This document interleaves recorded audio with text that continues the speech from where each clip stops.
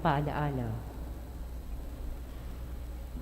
Sa oras ng buong misa, panatilihin pong nakasuot ang inyong face mask sa loob ng shrine.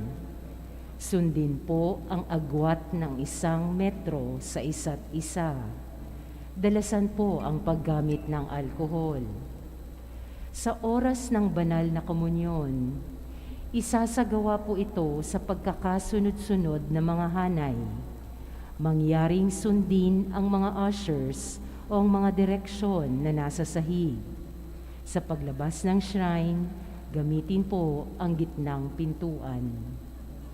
Maraming salamat po sa inyong kooperasyon.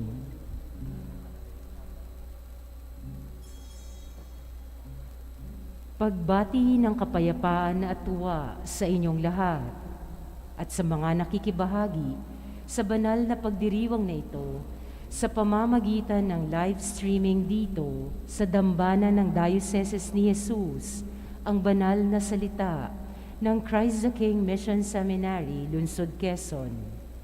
Tayo po ngayon ay nasa 9 na araw ng Misa de Gallo. Pamumunuan ang ating banal na pagdiriwang ni Reverendo Padre Jerry Del Pinado, SVD. Tumayo po ang lahat, magsisimula na po ang ating misa.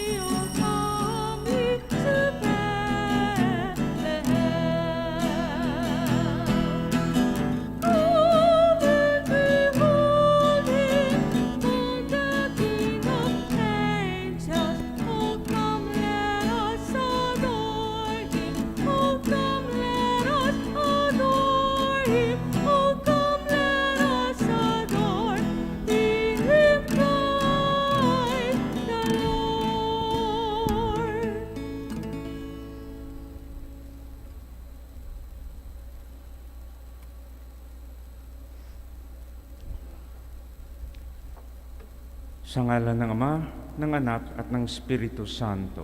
Amen. Sumainyo ang Panginoon. At sumainyo rin. So sa pagsimula ng ating pagdiriwang, sa 9 na araw ng ating paghahanda sa Kapaskuhan, ating aminin ang ating mga pagkakasala at hingan natin ng kapatawaran sa ating Panginoon.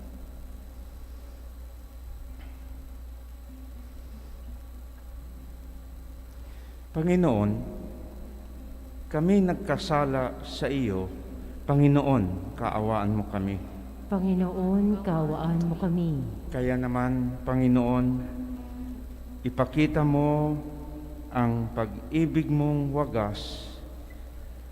Kristo, kaawaan mo kami. Kristo, kaawaan mo kami. Kaawan tayo ng makapangyarihang Diyos. Patawarin tayo sa ating mga kasalanan at patnubayan tayo sa buhay na walang hanggan. Amen.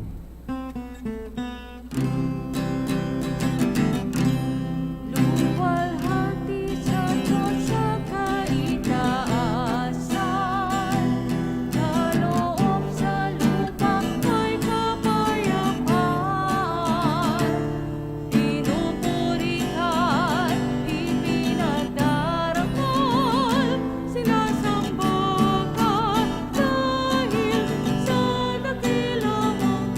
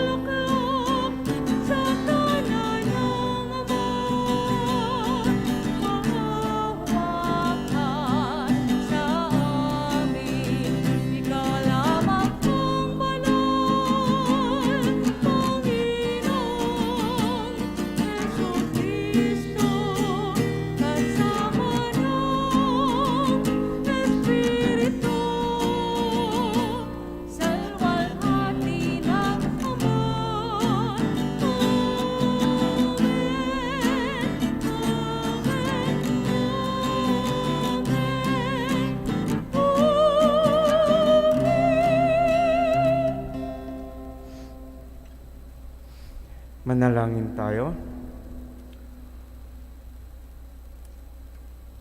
Ama naming makapangyarihan, niloob mong ang iyong salita na ibinalita ng anghel ay maging taong totoo sa sinapupunan ng mahal na Birhen.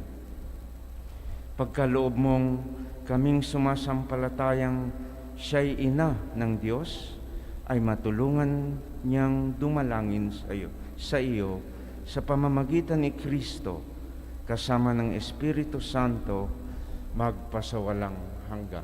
Amen.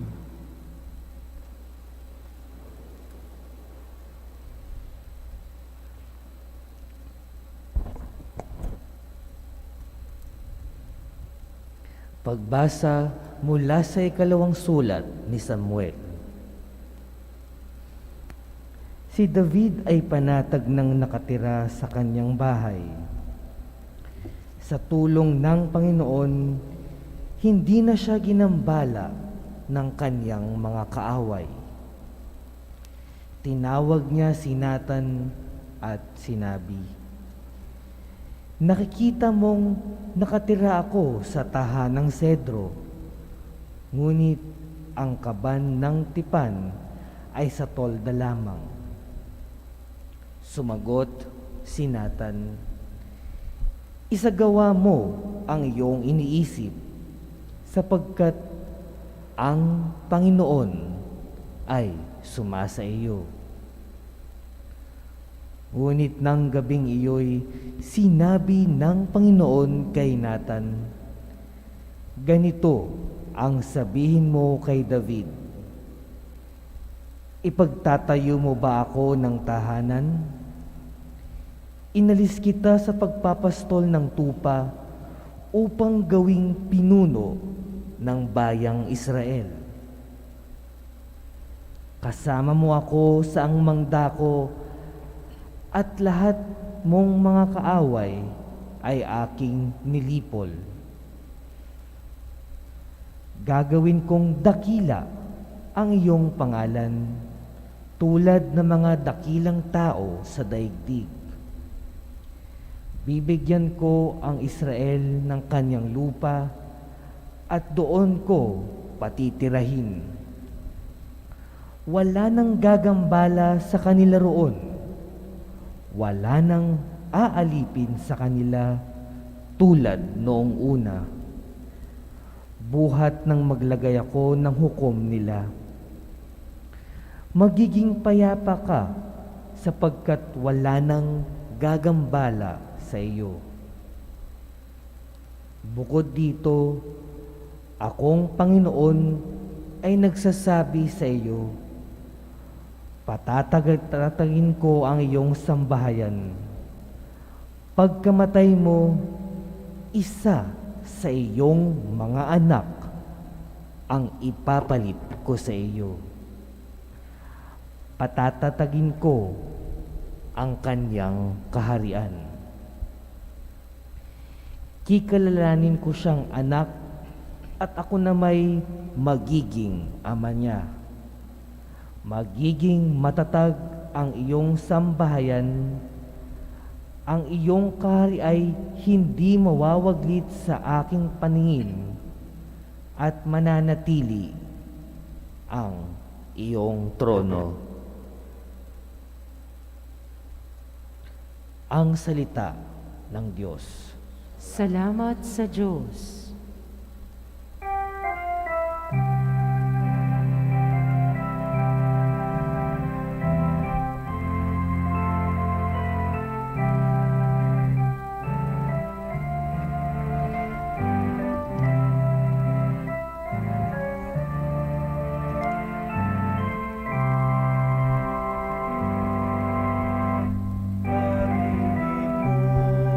Walang mani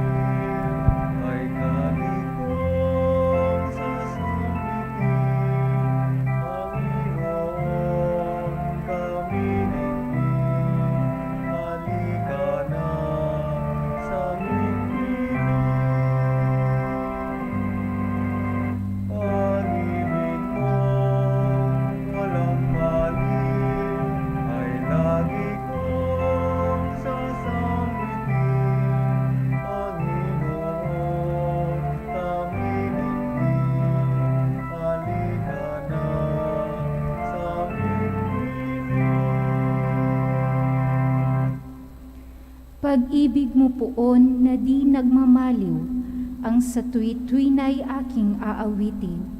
Ang katapatan mo'y laging sasambitin, yaong pag-ibig mo'y walang katapusan, sintatag ng langit ang iyong katapatan. Pag-ibig mo walang maliw, ay lagi kong sasambitin. Panginoon, tamiligin, halika na sa aming piling. Sabi mo poon, ikaw ay may tipan na iyong ginawa kay David mong hirang, at ito ang iyong pangakong iniwan. Isa sa lahi mo'y laging maghahari, ang kaharian mo ay mamamalagi. Pag-ibig mo walang maliw, ay lagi kong sasambitin. Panginoon, tamiligin, halika na sa aming piling. Gagawin ko siyang anak na panganay, mataas na hari nitong daigdigan. Laging maghahari ang isa niyang angkan, sintatag ng langit yaong kaharian. Pag-ibig mo'y walang maliw, ay lagi kong sasambitin. Panginoon, tamiligin, halika na sa aming piling. Pag-ibig mo walang maliw, ay lagi kong sasambitin. Panginoon, tamiligin, halika na sa aming piling. Magsitayo bilang paggalang sa mabuting balita.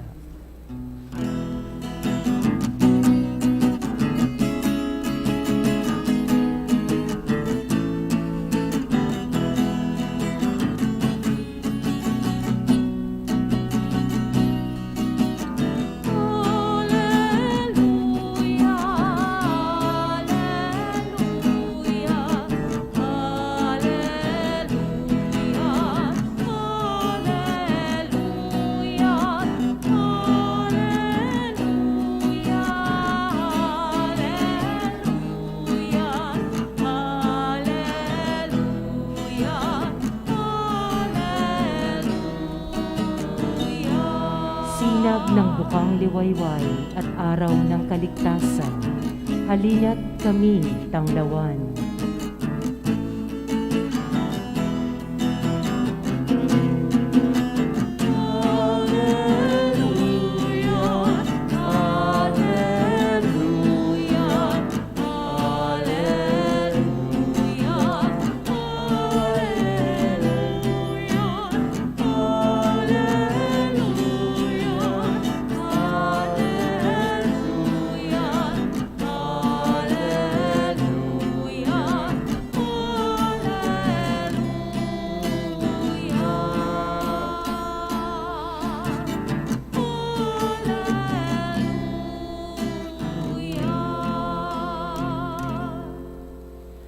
Sumainyo ang Panginoon. At sumayo rin. Mabuting balita ng Panginoon ayon kay San Lucas. Papuri sa iyo, Panginoon. Noong panahong iyon, napuspos ng Espiritu Santo si Zacarias, na ama ni Juan, at nagpahayag ng ganito: Purihin ang Panginoon, ang Diyos ng Israel, sapagkat nilingap niya at pinalaya ang kanyang bayan, at nagpadala siya sa atin ng isang makapangyarihang tagapagligtas. Mula sa lipi ni David na kanyang lingkod. Pinangako niya sa pamamagitan ng kanyang mga banal na propeta noong una na iligtas niya tayo sa ating mga kaaway at sa kamay ng lahat ng napupuot sa atin. Pinangako rin niya na kahabagan ang ating mga magulang at alalahanin ang kanyang banal na tipan. Iyan ang sumpang binitawan niya sa ating amang si Abraham na ililigtas tayo sa ating mga kaaway upang walang takot na makasamba sa Kanya at maging banal at matuwid sa Kanyang paningin habang tayo'y nabubuhay. Ikaw naman, anak, ay tatawaging propeta ng kataas-taasan sapagkat mauuna ka sa Panginoon upang ihanda ang kanyang mga daraanan at ituro sa kanyang bayan ang landas ng kaligtasan, ang kapatawaran ng kanilang mga kasalanan. Sapagkat lubhang mahabagin ang ating Diyos, magbubukang liwayway sa atin ang araw ng kaligtasan upang magbigay liwanag sa mga nasa kadiliman at nasa lilim ng kamatayan, at patnubayan tayo tungo sa daan ng kapayapaan. Mabuting balita ng ating Panginoon. Pinupuri ka naming Panginoong Hesukristo. So good morning sa inyong lahat, mga kapatid. Last week, ako ay pumunta sa ospital sa isang doktor para ikonsulta ang kirot o yung sakit na nararamdaman ko sa aking kanang paa mula sa ilalim ng baywang hanggang doon sa ibaba ng aking paa. Dala-dala ko yung aking x-ray at binigay sa doktor at tinignan niya kung ano yung nakikita sa x-ray. At pagkatapos ng ilang sandali, ay sabi niya kaagad sa akin na, Father, ikaw ay may sciatica. Siguro ngayon nyo lang narinig yung karamdaman na yung sciatica ay tungkol sa sciatic nerve mula sa dito sa baywang hanggang sa ating mga paa.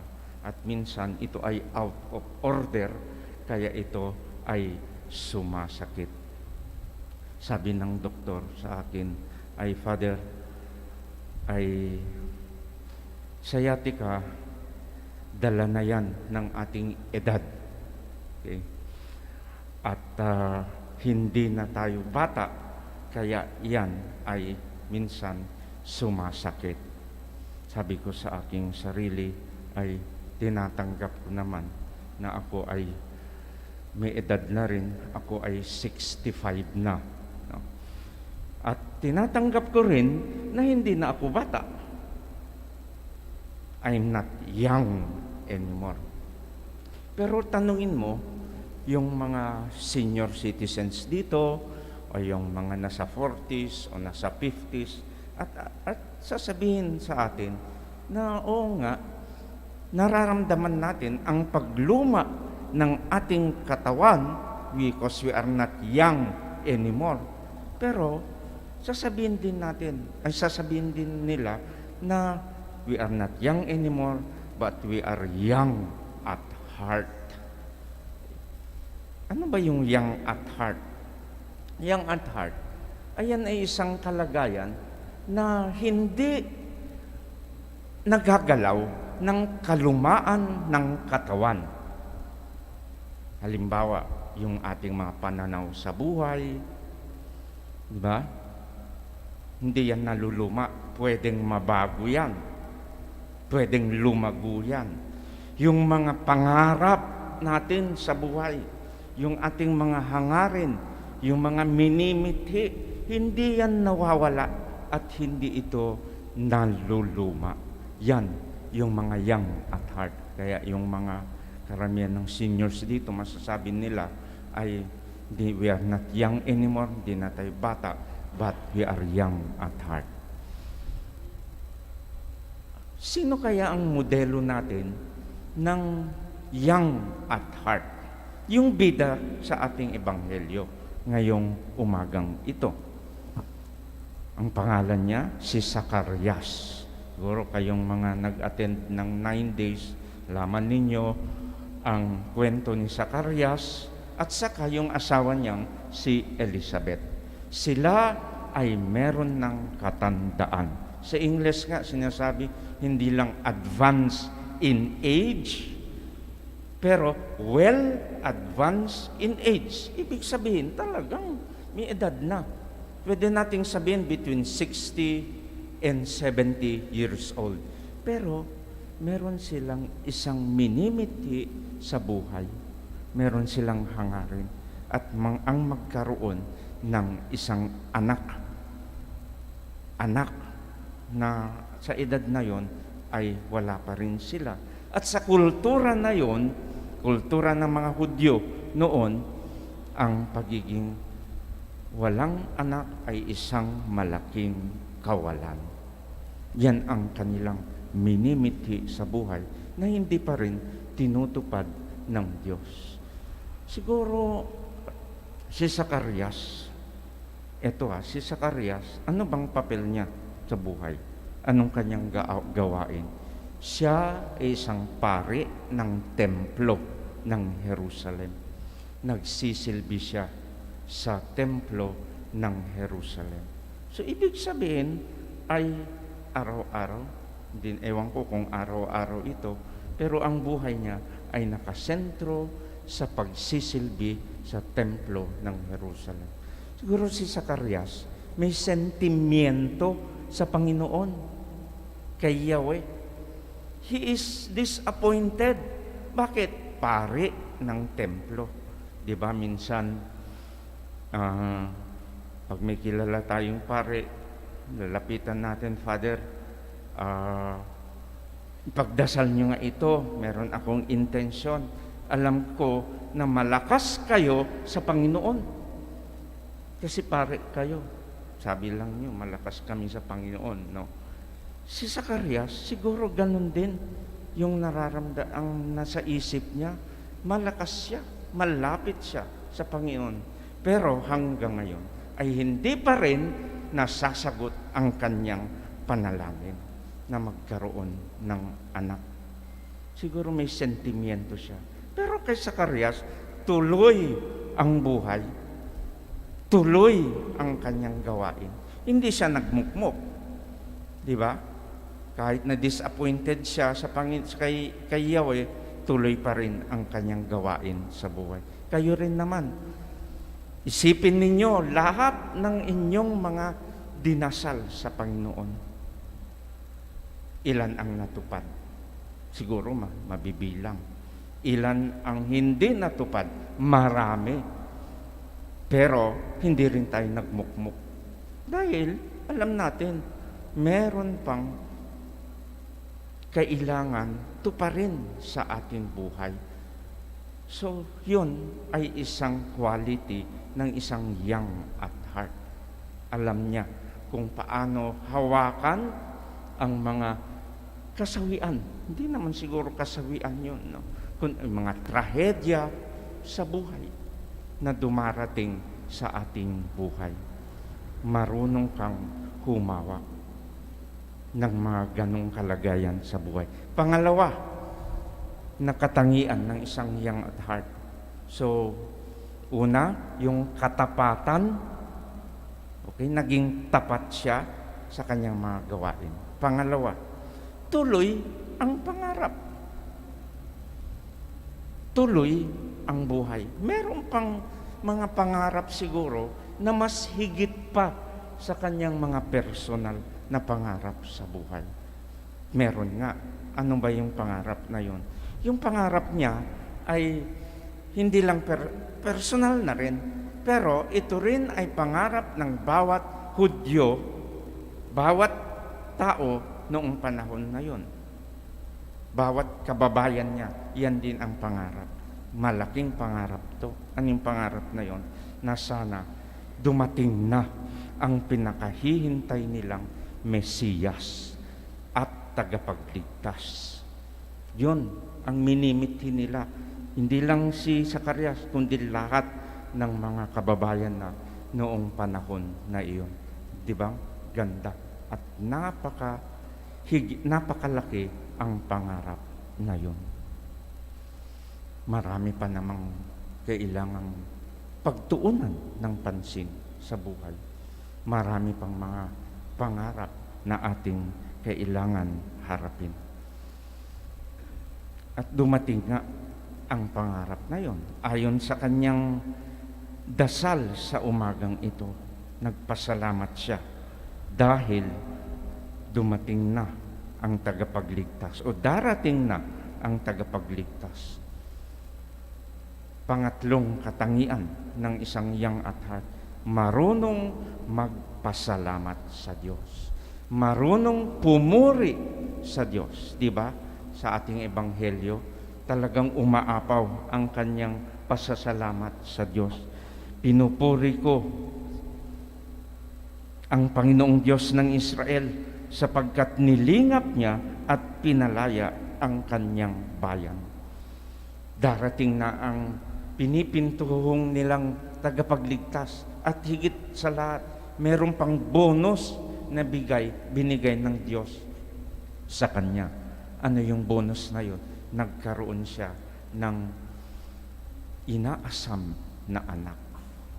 Si Zacarias at saka si Elizabeth ay nagkaroon ng anak sa kanilang edad. Nang pangalan niya ay si San Juan Bautista na siyang naghanda ng daan ng tagapagligtas. So mga kapatid, we can remain young at heart. 3 qualities o katatlong katangian. Una, tuloy ang buhay kahit na maraming hindi maganda na nangyayari sa ating buhay. Pangalawa, tuloy kang mangarap sa buhay dahil hindi naluluma ang pangarap. At pangatlo ay laging magpasalamat sa Diyos. Balik ako doon sa pagpunta ko sa doktor. Sabi pa niya ay ganito, Father, yung kalagayan ninyo, pasensya na kung sasabihin ko sa inyo to, ang kalagayan nyo ay on and off. Ibig sabihin, pwedeng mawala yung sakit sa ngayon, pero babalik at babalik yan. At yung kalagayan nyo ay magiging lifetime na. Lifetime. Ibig sabihin ay hanggat meron kang hininga at buhay ka pa, ay magkakaroon ka na ng kalagayan o karamdaman na sciatica. Ang reaksyon ko ay ganito. Medyo nalungkot ng konti, pero sabi ko, salamat na lang. Kung lifetime yan, at least meron pa akong life at meron pa rin akong time. Ibig sabihin, meron pa akong buhay at meron pa rin akong panahon at oras sa buhay. So maraming salamat sa Panginoon. So sa Paskong ito, itong ating panalangin na tuluyan tayong punong-puno ng buhay, punong-puno ng pananampalataya sa Diyos, at punong-puno ng pangarap. Merry Christmas sa inyong lahat.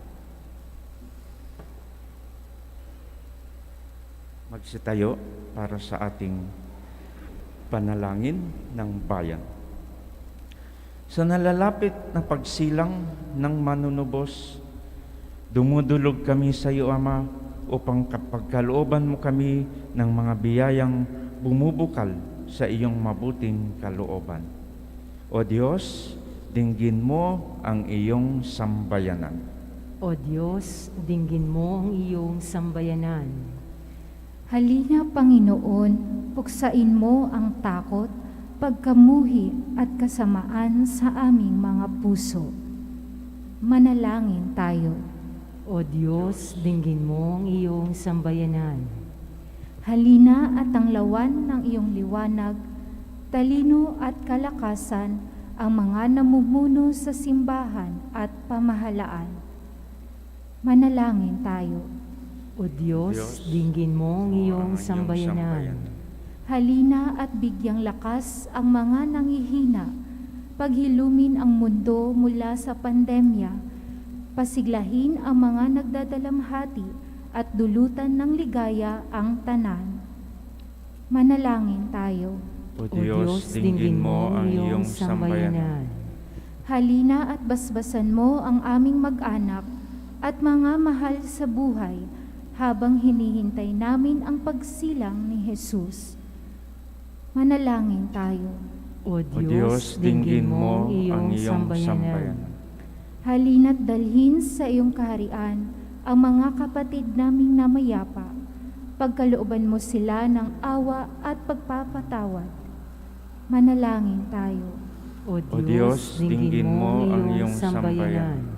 Sa ilang sandali ng katahimikan, ating ipanalangin ang iba pang mga pangangailangan ng ating pamayanan, pati na rin ang ating pansariling kahilingan.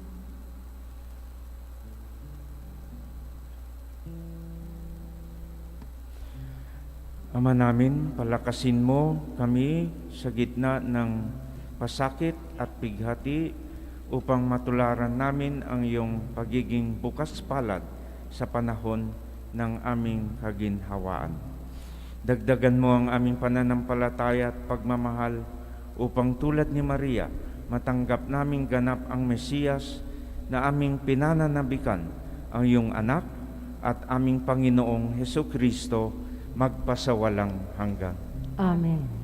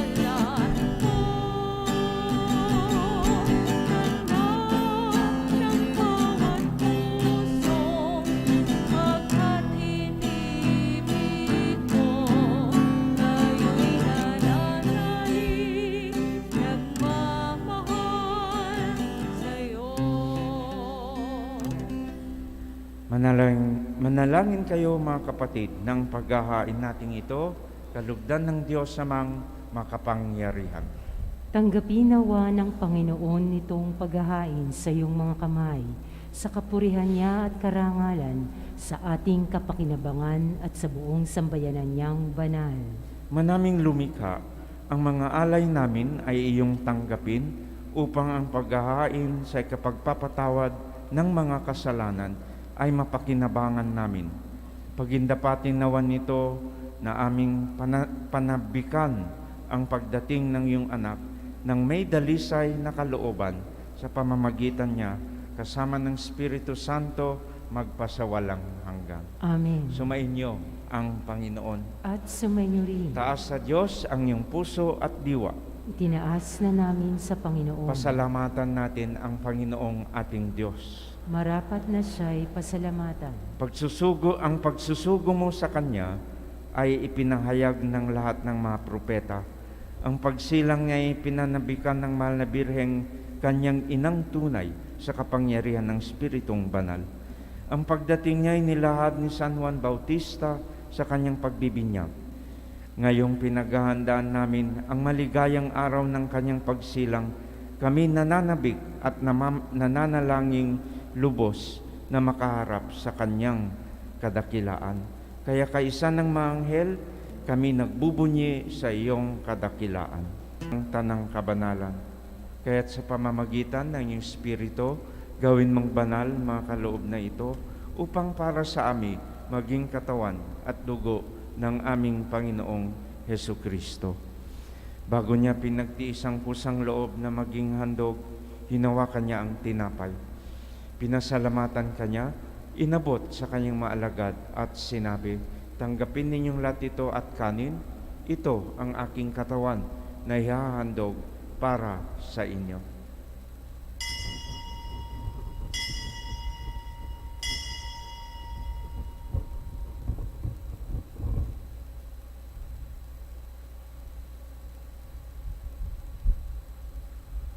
Gayun din naman, nang matapos ang hapunan, hinawakan niya ang kalis. Muli kanyang pinasalamatan, inabot sa kanyang maalagad at sinabi, "Tanggapin ninyong lahat ito at inumin. Ito ang kalis ng aking dugo, ng bago at walang hanggang tipan, na ibubuhos para sa inyo sa kapagpapatawad ng mga kasalanan. Gawin ninyo ito bilang pag-alala sa akin."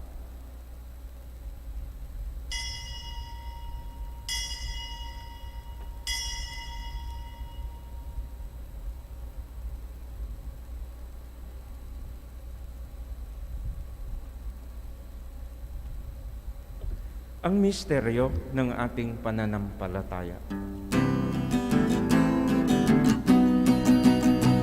Sa krus mo at pagkabuhay, kami tinubos mong tunay. O Jesus, naming mahal, iligtas mo kaming ganon. O Jesus, naming mahal, ngayon at magpakailanman.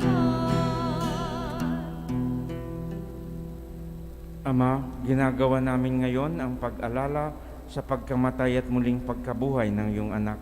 Kaya't nialay namin sa iyo ang tinapay na nagbibigay buhay at ang kalis nagkakaloob ng kaligtasan. Sinasamo namin na kaming magsasalo-salo sa katawan at dugo ni Kristo ay mabuklod sa pagkakaisa sa pamamagitan ng Espiritu Santo. Ama, lingapin mo yung simbahang laganap sa buong daigdig. Puspusin mo kami sa pag-ibig, kaisa ni Francisco na aming Papa, si Onesto na aming Obispo at ng Tanang Kaparian. Lalahanin mo rin mga kapatid naming nahimlay nang may pag-asang sila'y muling mabubuhay. Kawaan mo at patuloyin sa iyong kaliwanagan. Kawaan mo at pagindapating kaming lahat na makasalo sa iyong buhay na walang wakas. Kaisa ng mahal na Birheng Maria, kaisa ng mga apostol, lahat ng mga banal na naging kalugod-lugod sa iyo. May pagdiwang nawa namin ang pagpupuri sa kararangal mo sa pamamagitan ng iyong anak na aming Panginoong Hesu Kristo. Sa pamamagitan ni Kristo, kasama niya at sa Kanya, lahat ng parangal at papuri ay sa iyo, Diyos Amang makapangyarihan. Kasama ng Espiritu Santo, magpasawalang hanggan. Amen.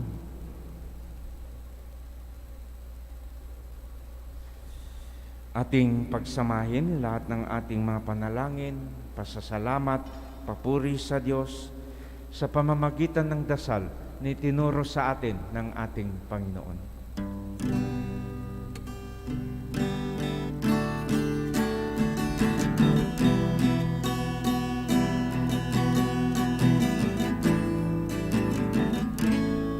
Ama namin, sumasalangit ka, sambahin ang ngalan mo.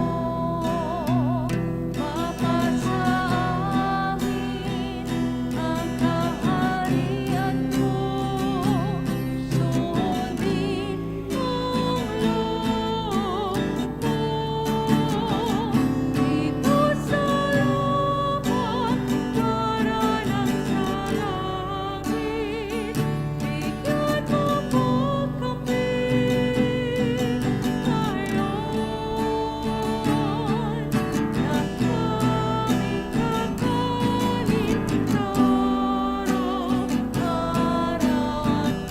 araw-araw at pagtawarin mo kami sa aming mga sala, para lang mapatawad namin sa nagkakasala sa amin.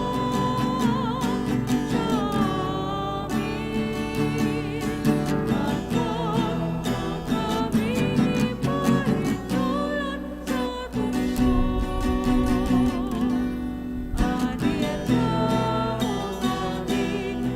aniya mo kami sa lahat ng masama. Panginoon, sinabi mo sa iyong mga apostol, kapayapaan ang iniiwan ko sa inyo. Tunghayan mo, Panginoon, ang aming pananampalataya at huwag ang aming mga pagkakasala. Pagkalooban kami ng kapayapaan at pagkakaisa ayon sa iyong kalooban, kasama ng Espiritu Santo, magpasawalang hanggan. Amen. Kapayapaan ng Panginoon, naway laging sumainyo. At sumainyo rin. Maghatid tayo ng kapayapaan sa isa't isa. Peace be with you all.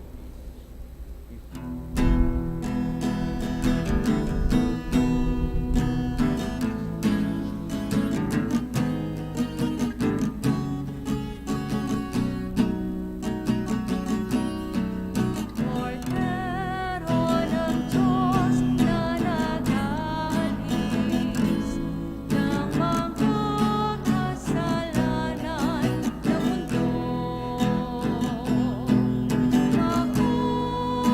makuwagan sa amin. Kordero ng Diyos, maawa ka.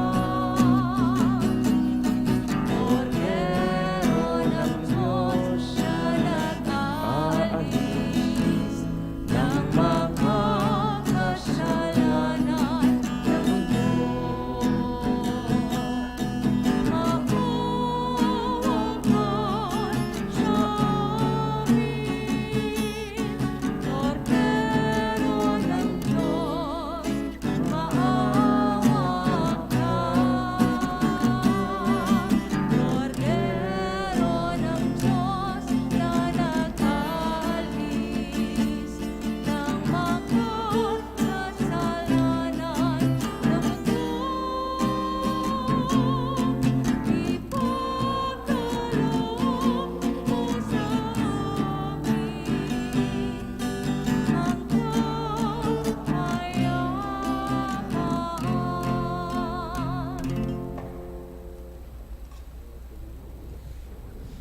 Ang ating Panginoong Hesukristo, nag-aalis ng mga kasalanan ng sanlibutan, mapalad tayong tatanggap sa Kanya. Panginoon, hindi ako karapat-dapat na magpatuloy sa iyo, ngunit sa isang salita mo lamang ay gagaling na ako.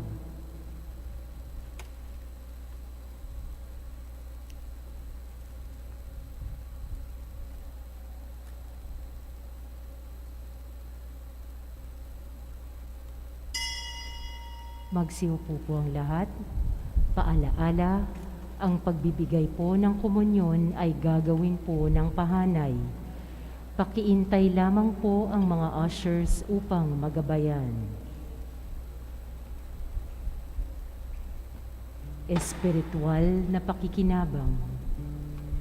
Aking Jesus, nananalig akong ikaw ay nananahan sa pinakabanal na sakramento. Mahal kita ng higit sa lahat ng bagay at nais kong tanggapin ka sa aking kaluluwa. Subalit sa sandaling ito, ikaw ay hindi ko matatanggap sa banal na komunyon. Naway tanggapin kita ng espiritual sa aking pagnanais na ito at pumasok ka sa aking puso. Niyayakap kita na parang naririto ka na sa akin at pinagkakaisa ko ang aking sarili sa iyo. Huwag mong hayaan ako ay mawalay sa iyo. Amen.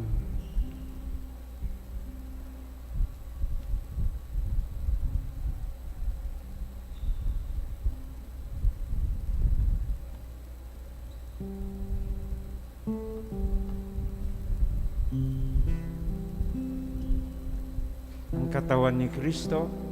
Amen. Amen.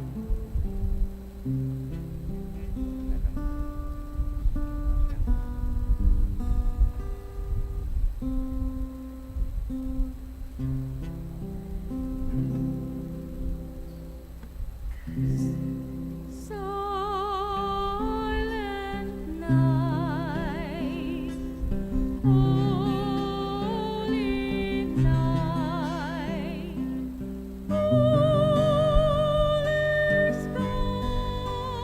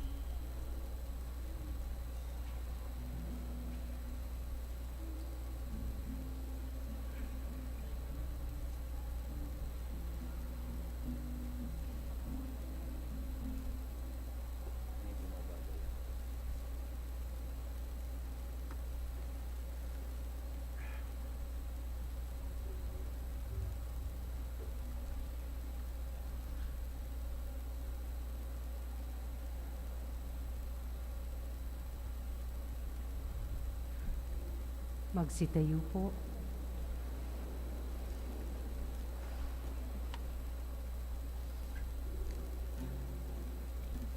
Manalangin tayo.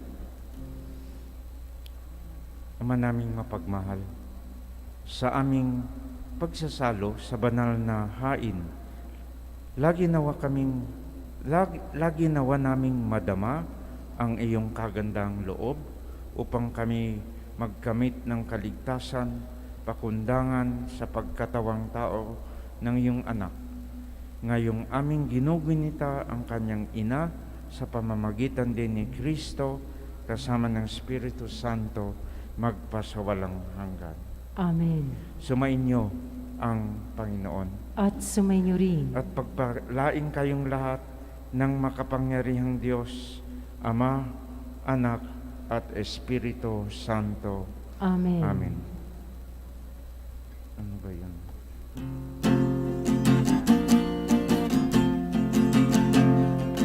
Puso ko'y nagpupuri sa Panginoon.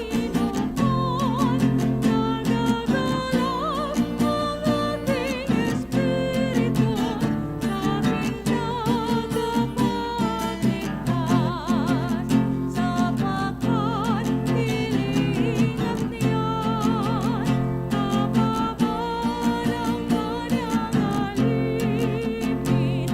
Kapalad ang pagkalan ko sa lahat ng mga bansa.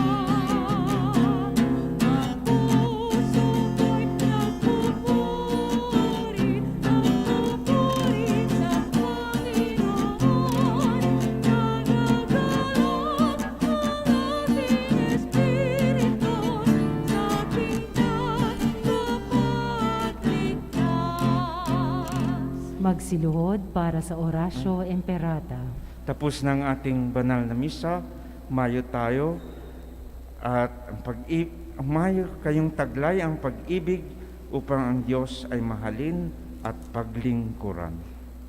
Salamat sa Diyos.